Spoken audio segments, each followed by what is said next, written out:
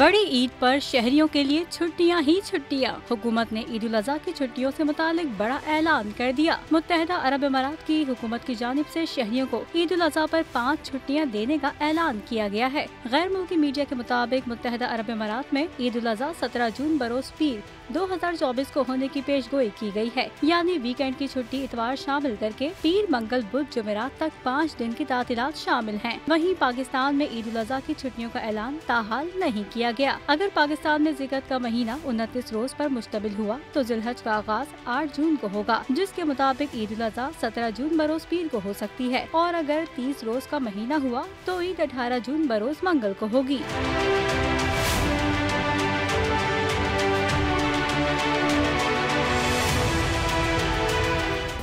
Subscribe करें और bell दबाएं ताकि कोई खबर रह न जाए।